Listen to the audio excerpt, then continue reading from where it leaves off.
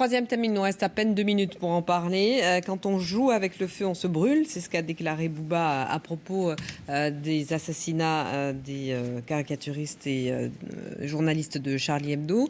Il revenait sur l'une de ses chansons dans laquelle il entonne « T'as mal parlé, tu t'es fait plomber, c'est ça la rue, c'est ça les tranchées ». Il estime, sans forcément partager l'idée qu'il faille assassiner ceux avec lesquels on n'est pas d'accord, il estime que voilà, quand on insulte le prophète, je le cite, eh bien, il faut s'attendre à une riposte. Votre réaction très rapide, chacun, Laura Slimani? Moi, je pense qu'il n'y a aucune loi qui est au-dessus de celle de la République et que quand on a autant d'influence dans la jeunesse que Booba, on se pose 2-3 questions et avant de tenir ses propos, on se pose la question de savoir qu'est-ce que nous on a fait pour l'égalité, pour la lutte contre les discriminations et pour essayer de sortir pour essayer d'aider les jeunes, notamment des quartiers populaires auxquels il prétend s'adresser. Marine Brenier? Je pense qu'on en finira sur un sujet sur lequel on sera tous d'accord, puisque c'est vrai que ses propos sont scandaleux. Effectivement, il incarne une certaine jeunesse, puisque beaucoup de jeunes l'écoutent aujourd'hui, que sa parole est fortement écoutée, et c'est une catastrophe vraiment pour la jeunesse de notre pays.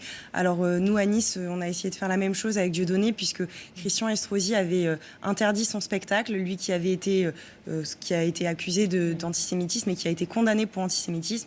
Et je pense que notre devoir, à nous, notre nouvelle génération politique, c'est justement exactement les propos qu'il a tenus. Mais... Alors, je pense que c'est quand même notre devoir d'avoir un positionnement clair tous pour dire que ces propos sont scandaleux et qui sont inadmissibles dans notre République. Rosalie Salin. Moi, je pense que quand j'entends des propos comme Éric Ciotti qui demande tout de suite à interpeller la justice là-dessus, moi, je pense qu'il ne faut pas opposer des murs à ce qu'expriment les gens. Au contraire, il faut aussi s'assurer que tout le monde puisse s'exprimer. C'est ça aussi la liberté d'expression. En l'occurrence, Booba, même si c'est un businessman, c'est aussi un musicien. Et pour le coup, je pense qu'il faut répondre à ce genre d'interrogation. Je voudrais quand même juste dire qu'il le dit lui-même dans une de ses chansons. Je suis pas parti en cours, je suis parti en couille. Donc je pense que peut-être que lui-même a conscience aussi de ce qu'il dit. Pour Antoine Carrette, s'il vous plaît. Oui, moi je trouve que créer des polémiques comme ça pour, je sais pas, lancer son album ou autre, c'est complètement irresponsable. Cela dit, quand on met derrière un slogan « Je suis Charlie », des millions de personnes, forcément, il y a différentes conceptions et il y a des amalgames qui peuvent se mettre en place. Personnellement, j'ai défilé, évidemment, je suis Charlie. Merci. Avec les... Bon. Non, pardonnez-moi, mais on est obligé de s'interrompre parce qu'il faut laisser la place au débriefing du foot avec Pascal Praud et ses experts. Merci.